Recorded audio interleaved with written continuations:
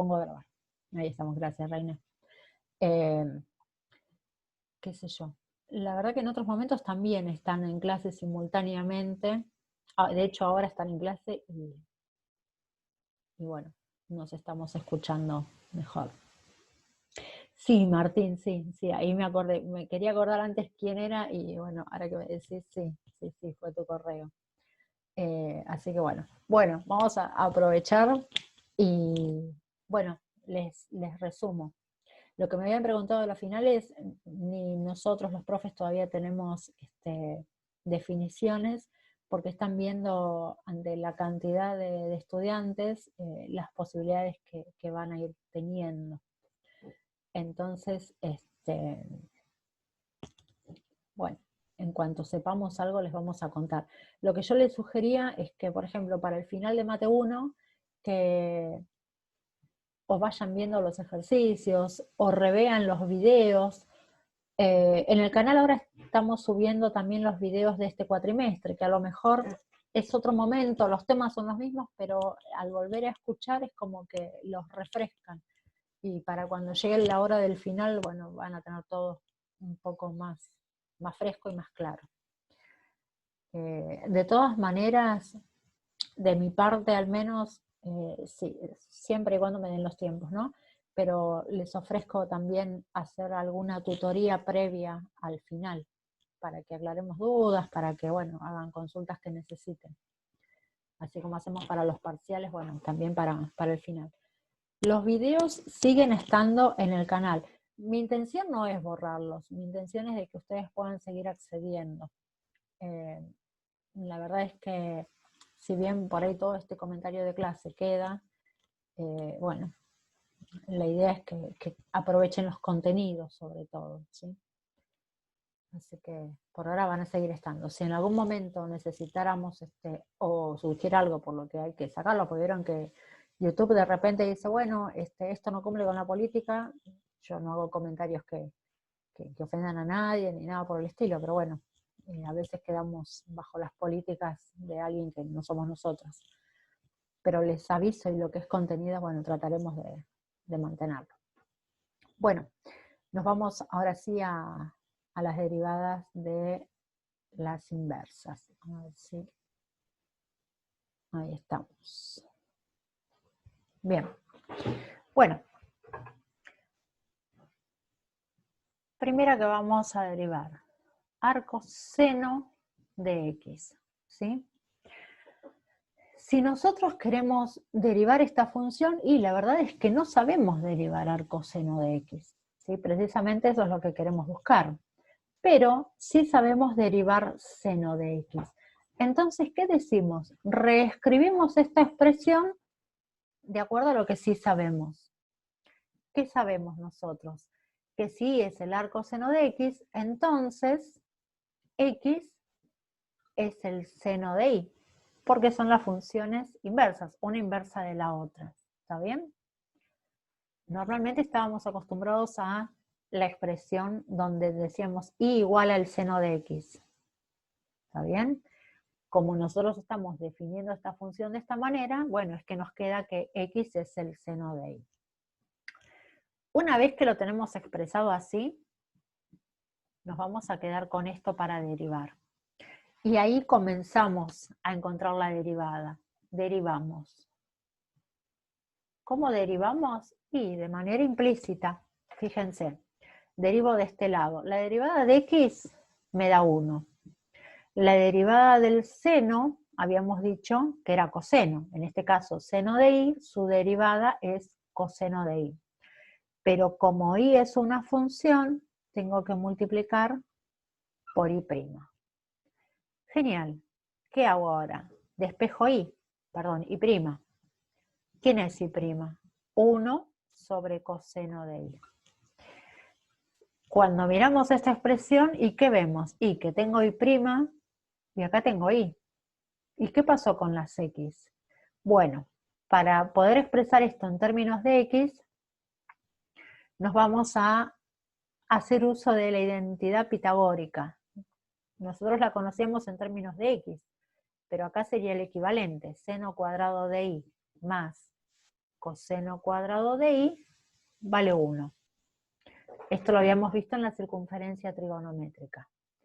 Pero, si miramos bien, seno de i es x. Entonces, en lugar de seno de i, podemos poner x al cuadrado, más coseno al cuadrado de i igual a 1. Si nosotros queremos, como acá tenemos coseno de i, despejar coseno de i, ¿qué nos queda? Que coseno de i va a ser 1 menos x al cuadrado, esto es esto, ¿no? Y esa potencia la despejo como raíz. Entonces, en lugar de coseno de i, tenemos esta expresión que es equivalente, pero con la ventaja que nos la expresa en términos de x. O sea, que la derivada del arco seno de x es 1 sobre la raíz de 1 menos x al cuadrado. Y acá tenemos lo que estábamos buscando. Ahí vamos. Consulta, profe. Consulte, sí, eso les iba a decir. Díganme. Hay, bueno, esa sería la explicación profunda, pero vi que en la tablita me parece que estaba para, digamos, con la fórmula esto. Sí, déjame buscar la Consulta. tablita y les digo. Sí, decime. Eso sería el paso fácil, esto sería como más desarrollado. En el Claro. examen, ¿cómo lo tendríamos que hacer? Y no podemos tener la tablita en el examen, ¿lo tenemos que aprender? Miren, en los parciales, ustedes de hecho van a estar en su casa, van a tener todo el material de clase. Si ustedes estuvieran en la universidad, si hubiéramos tenido un parcial presencial, conmigo los parciales también son con todo, son una carpeta abierta. Por eso lo importante es no recordar de memoria un paso de memoria, sino entrar y pensar, mira, ¿y por qué no puedo llevarla? Y por ejemplo, la coseno la deriva, entonces no podría llevar directamente.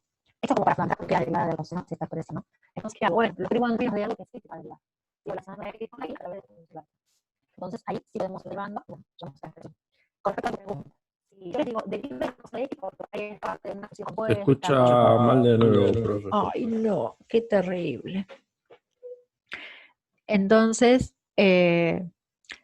si yo les digo, demuestren que la derivada nos da tal cosa, ustedes pueden replicarlas directamente. ¿Sí? El ejercicio creo que les pedía que desarrollen la derivada. No es simplemente la tabla. Se sigue escuchando muy mal.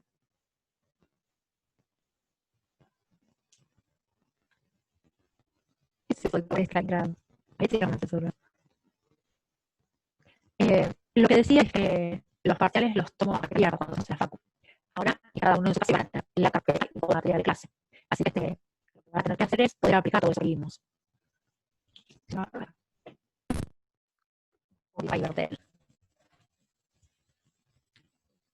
Bueno, se sigue cortando Un poco.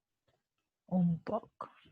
Bueno, voy a hacer la derivada de arco coseno. ¿La van viendo? Sí, tal cual, Ezequiel. Eso fue lo que dije. Así que ahora también voy a tener todo el material. Al final no es una carpeta abierta, pero sí con las tablas, las fórmulas. Ahí usamos hoja de fórmulas, pero si alguna no se la acuerdan, me la preguntan. Y bueno, eso siempre se los digo. Así que mi intención no es que memoricen, no quiero evaluar la memoria de cada uno, porque ni siquiera yo me recuerdo todas las formas. Recuerdo que son pero las demás tengo que volver a mirar, no sobrino. Y no, como les decía, no voy a evaluar la memoria, sino cómo usan los conocimientos que vamos aprendiendo. Vamos con algo coseno. El razonamiento es similar al anterior. No sabemos derivar coseno, entonces recurrimos a derivar coseno, ¿sí? Derivamos. La derivada de x nos da 1. La derivada de coseno, ojo acá, menos seno de i por i'. Si despejamos i', nos queda 1 sobre menos seno de i. Porque es igual menos 1 sobre seno de i. Porque ese signo se lo vamos a asignar al numerador.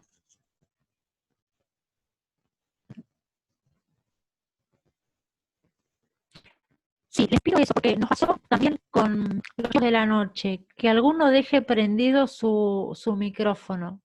Si quiere que le bajen el volumen o lo que sea, pero si alguno deja el micrófono, ahí está. Bueno, Me pasó lo mismo con los chicos de Mate 3. Sí, eso lo notamos.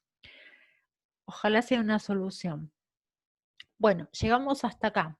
Y acá nos pasa lo mismo que antes. Y' menos 1 sobre seno de i. Vemos que tenemos y' y que tenemos i. Necesitamos que nos reaparezca la x. Entonces, como hicimos antes, seno cuadrado de i más coseno cuadrado de i igual a 1. Retomando esto, acá nos va a quedar seno cuadrado de i más x cuadrado igual a 1. Entonces, seno de i va a ser la raíz cuadrada de 1 menos x al cuadrado. Y acá nos queda la derivada. Entonces, i' igual a menos 1 sobre la raíz de 1 menos x cuadrado.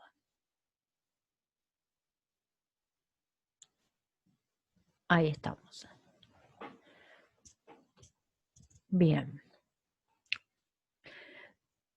Fíjense que es recontra parecida a la anterior.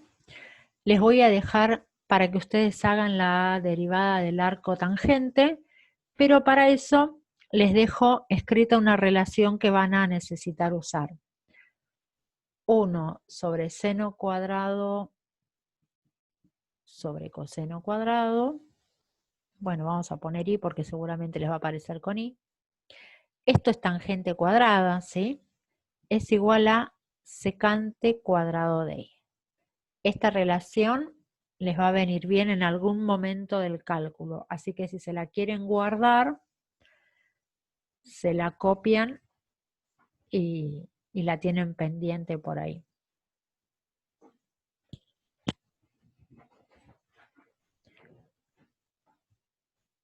Bueno, cuando pueda borrar ustedes me dicen. Se sigue escuchando mejor ahora, ¿no? No me aparece ningún cartelito, nada. Sí, bastante bien, profe. Ah, yo los escucho bárbaro además. Bueno, esperemos que sea ese el secreto para seguir escuchándonos. Ahí estamos. Voy a ir borrando por allá arriba y vamos a trabajar con las inversas hiperbólicas.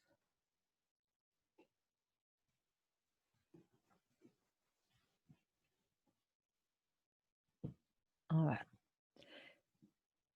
Ahora mi función es argumento seno hiperbólico de x. Bueno, ¿qué era el seno hiperbólico? El seno hiperbólico es una relación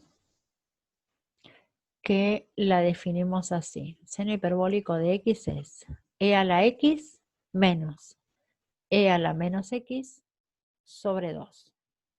En el caso de coseno hiperbólico es la misma relación pero con la suma, ¿sí? Y bueno, tangente hiperbólica es seno sobre coseno. La cuestión acá es que nos pasa exactamente lo mismo. No sabemos derivar argumentos de seno hiperbólico, pero sí sabemos la derivada del seno hiperbólico. Si es seno hiperbólico de x, y prima, que lo tenemos en la tabla, es coseno hiperbólico de x. Y al revés, si fuera coseno hiperbólico de x, su derivada sería seno hiperbólico de x. En este caso, en el caso de las hiperbólicas, no cambia el signo como pasa con seno y coseno, nada más. ¿Qué hacemos? Lo mismo que antes, escribimos la inversa, que x es el seno hiperbólico de y. Y entonces, a partir de ahí derivamos.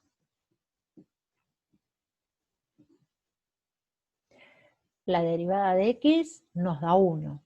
La derivada de seno hiperbólico la tenemos acá. Coseno hiperbólico de y. Pero lo tenemos que multiplicar por su derivada, que es y'. Bien, habiendo hecho esto, despejamos y'. ¿Qué nos queda? Y' 1 sobre coseno hiperbólico de y. Y como nos pasaba antes, acá no es la excepción, nos aparece Y' y nos aparece Y. Entonces, recurrimos otra vez a alguna identidad que nos permita escribir esto en función de X. ¿Qué pasa? En el caso de las trigonométricas, la identidad pitagórica era seno cuadrado más coseno cuadrado de X o de Y, en ambos casos nos daba 1. En el caso de las hiperbólicas, la relación es coseno hiperbólico al cuadrado menos seno hiperbólico al cuadrado de Y, nos da 1. Tengan presente esto, que arrancamos con coseno, en el otro caso es indistinto porque es una suma, pero al coseno hiperbólico al cuadrado de Y le restamos el seno hiperbólico al cuadrado de Y, y eso nos da 1. De acá, ¿qué vamos a hacer? Retomamos esto. Como seno hiperbólico es X, entonces yo puedo escribir X al cuadrado acá. Coseno hiperbólico cuadrado de Y. Bueno, si despejamos coseno hiperbólico solito, nos queda 1 más X al cuadrado en este caso, y de eso la raíz cuadrada. Esto es lo que nos llevamos para allá. Entonces la derivada nos queda 1 sobre la raíz de 1 más X al cuadrado. Y se finí esa derivada. Bueno, díganme si hay algún paso en el que se perdieron o si quieren que lo aclaremos. O si está bien y seguimos.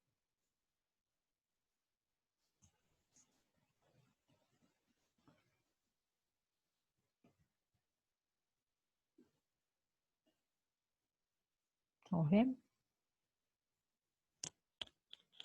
Bueno. ¿Podemos borrar ya?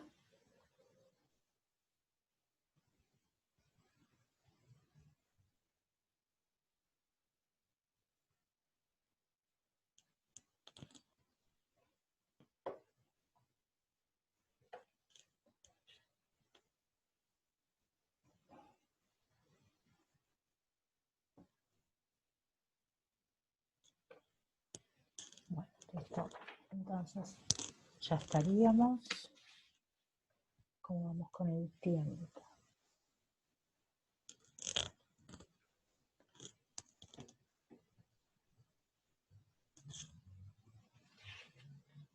Bueno, con los demás ejercicios, chicos, ¿alguno en particular que les haya generado problemas de derivación implícita? No me acuerdo si ustedes me habían dicho en la otra reunión.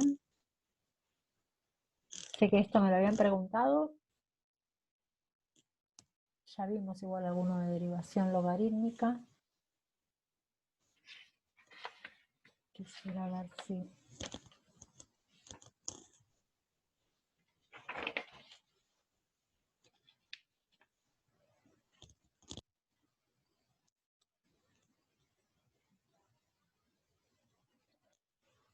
Bueno, vamos a aclarar un poquitito.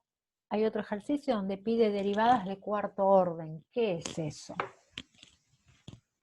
Vamos a aclarar un poquito de eso, aunque es bastante simple, pero por lo menos una aclaración vamos a hacer.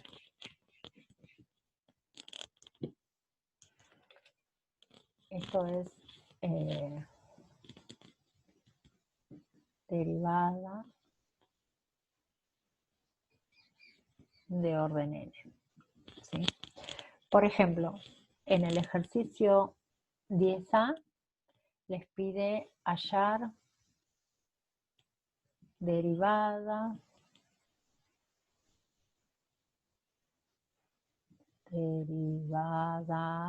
bueno, de cuarto orden. Y nos da como función e elevado a la 3x. Bueno, cuando hacemos la primer derivada, es la derivada de orden 1 o primer orden. En este caso, ¿cuál sería esa derivada? Bueno, La derivada de e a la u es e a la u, en este caso u es esto, e a la u, por u'. Y u' es la derivada de 3x, o sea, por 3. ¿Está bien? Si lo escribimos primero con el valor numérico, nos quedaría así, esta expresión. Ahora, esta función, que es la derivada de esta otra, la podemos volver a derivar. Entonces, esto es la derivada de primer orden. ¿Sí? Es la derivada 1. Si yo ahora quiero hacer la derivada de segundo orden, ¿qué hago? Calculo la derivada de la derivada, o sea, la derivada segunda le decimos también. ¿Y qué es lo que tengo que derivar? Esta expresión. Bueno, la constante sigue siendo constante. La derivada de e a la u sigue siendo e a la u. Pero otra vez tengo que multiplicar por la derivada de u, o sea, por 3. En resumen, ¿cómo me queda esta derivada de segundo orden? 3 por 3, 9 por e a la 3x. Bueno, ¿y la podemos volver a derivar? Y sí, ¿y qué tendríamos en ese caso? La derivada de tercer orden. 3 comitas ahí arriba, ¿sí? Voy a derivar esta función. 9 por la función sin derivar por la derivada de ese exponente, que es 3. ¿Cuánto me quedó? 27 por e a la 3x. ¿La podemos seguir derivando? Sí, y ahí llegaríamos a la derivada de cuarto orden, que es lo que nos pedía el ejercicio. Con numeritos romanos lo ponemos para indicar los que... Primero arrancamos como con comitas y vamos contando 1, 2, 3 y cuarto orden. La derivada de esta expresión es 27 por la función sin derivar, porque es e a la x, no sin derivar, ¿sí? Por la función, e a la u en este caso, por la derivada de u. O sea que acá tenemos 81 por e a la 3x. Esto es lo que nos estaba pidiendo el ejercicio, la derivada de cuarto orden. 81 por e a la 3x. ¿Podemos seguir derivando? Y, sobre todo una exponencial, la podemos derivar hasta el año que nos jubilemos. En este caso, no tenemos límite. ¿En qué casos decimos, bueno, ya está, listo, dejamos de derivar? Y, por ejemplo, una polinómica. Llega un momento en que el grado de la polinómica es 0, ¿sí? Nos queda la derivada de una constante que nos va a dar 0 eternamente. Para el arco... Uy, esto creo que era de antes. Sí. Derivadas sucesivas, sí, sí, exactamente, sí. Sí. Las derivadas sucesivas. Lo que pasa es que cuando generalizamos decimos derivadas sucesivas y por ahí, en algún caso, nosotros nos vamos a referir a la derivada de primer orden, por ejemplo, para el criterio del cálculo de extremos relativos, cuando hablamos de análisis de funciones, o cuando vemos la derivada de segundo orden para el criterio de la derivada segunda, ¿sí? Es por eso que le ponemos primera, segunda o derivadas sucesivas en general. Pero tiene que ver con eso. Así que, bueno, creo que sí, que ahora tenemos absolutamente todos los temas vistos de este tercer práctico y podemos, excepto que quieran preguntarme algo obvio, ¿no? Podemos pasar al tema que sigue, que es aplicaciones de las derivadas, en particular análisis de funciones. Díganme, los escucho si necesitan que veamos algo más de esta parte de derivadas, si no, vamos a avanzar. Yo tengo una consulta, profe. Hasta el ¿Sí? parcial entraría hasta aplicaciones de derivadas, ¿no? Miren, por como estamos con las fechas, les diría que sí. De todas maneras, sería hasta lo que veamos la semana anterior. Y con permiso, como les decía, entre ustedes o al otro grupo, que si quieren organizar una clase extra de consulta, la hacemos. Igual también tienen las clases con la profe Laura, que, bueno, ella les va rotando los horarios para contratar horarios. Así que, bueno, van a tener todas las clases. tanto de ella como mía, en lo que podamos ayudarlos, también los compañeros, Carlos y Patricio, que están siempre pendientes del correo, de responderles en el foro, bueno, de ir enviando algunas respuestas en particular, ese tipo de cosas, ¿sí? Ellos están pendientes Profe, de eso. Sí, decime. el parcial sería la semana que viene, no, la otra, ¿no? Es la primera semana de octubre. A ver, la semana que viene, no, faltan, hoy estamos a 15. Tenemos 22, 29, claro, y ya después el 6, acá, el 6 de octubre. Ahí tenemos el parcial, pero todavía nos quedan 2 semanas. Así que ahora ya Sí, nada, gracias, borro profe. y ya arrancamos con el práctico 4. Y bueno, el práctico 5 es muy cortito, así que bueno, vamos a ver si llegamos a trabajarlo o no. Pero Este año vemos integrales, ¿no, profe? ¿O sí, no? sí. Es el próximo lanzamiento después de derivadas, se estrena en un par de semanas nomás. Sí, vamos a ver integrales. Deberíamos llegar a sucesiones y series también, pero bueno, vamos viendo. Yo creo que de eso vamos a llegar por ahí de una manera comprimida, pero bueno, deberíamos llegar porque después lo usamos también lo van a usar tanto en probabilidad y estadística, la parte de binomio de Newton, como en mate discreta, lo volvemos a retomar también. Bueno, con esto estamos bien, ¿no? ¿Borro? Borro y ya estoy borrando. Vamos a empezar con la parte de análisis de funciones. Bueno, me voy a correr de acá ese práctico que ya lo terminamos.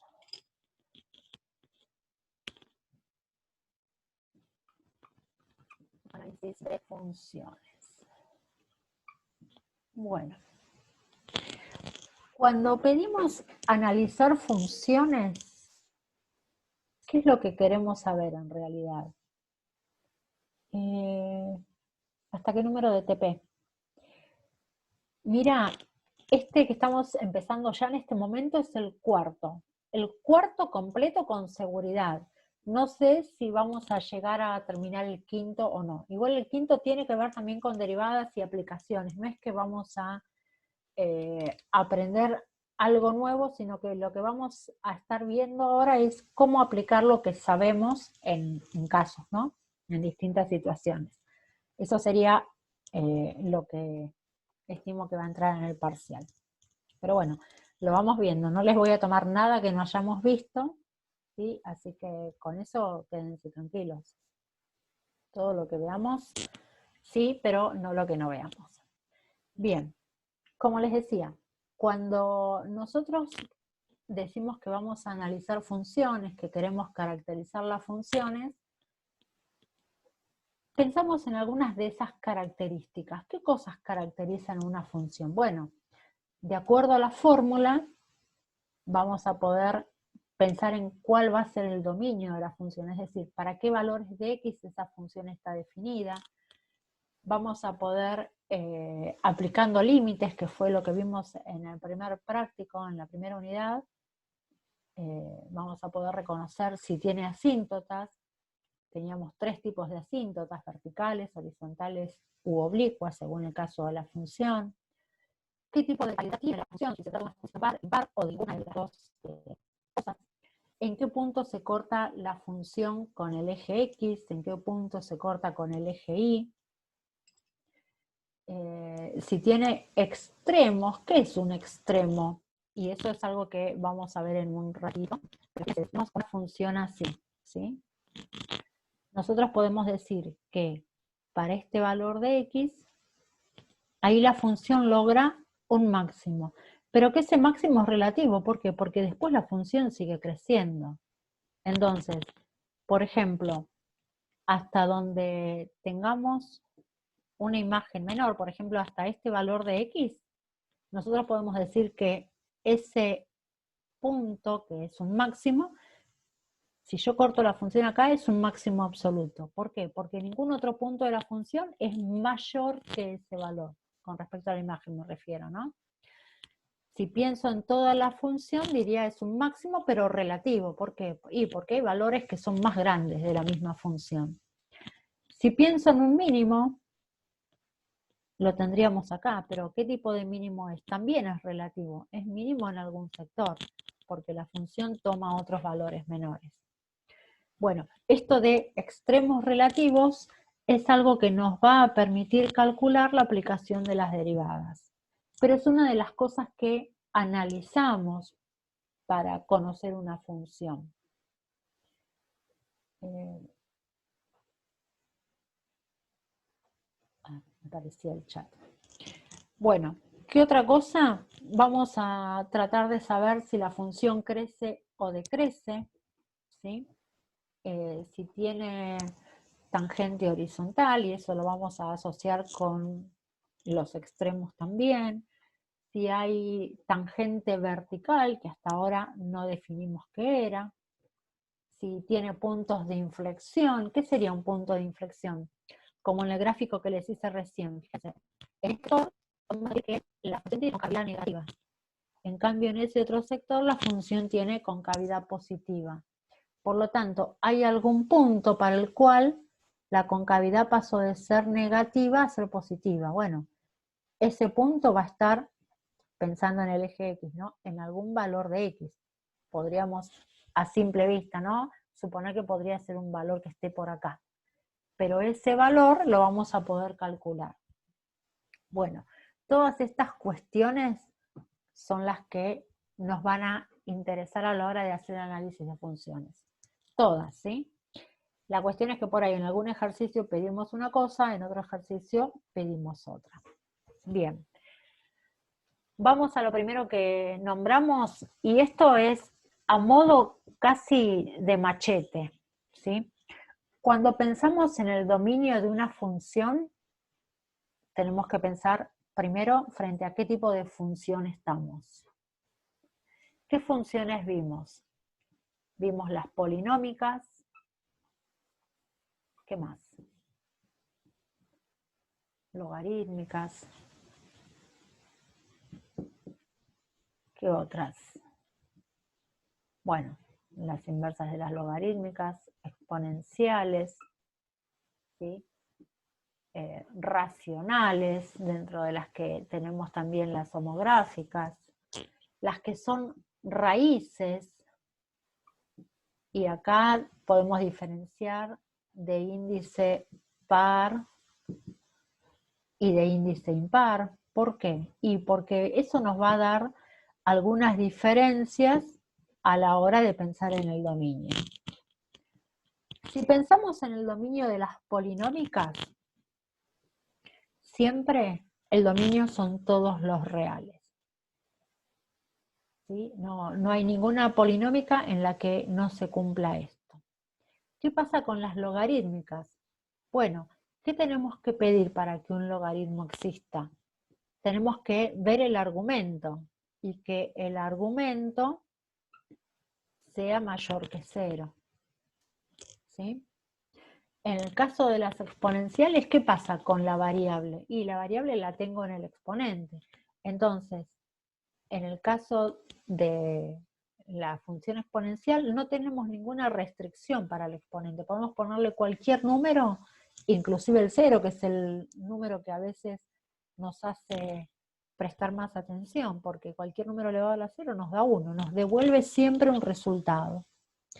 En el caso de las racionales, hay que prestar atención al denominador. El denominador, ¿qué tiene que cumplir como característica? Sí o sí, que no puede valer 0. Entonces, eso nos ayuda a encontrar los valores que tenemos que excluir del dominio. En el caso de las funciones que resultan raíces, cuando se trata de un índice par, ¿sí? Raíz cuadrada, raíz cuarta, etcétera, etcétera, lo que tengo dentro de la raíz, que se llama radicando, debe ser un número positivo o 0, mayor o igual que 0. para el caso de las raíces de índice impar,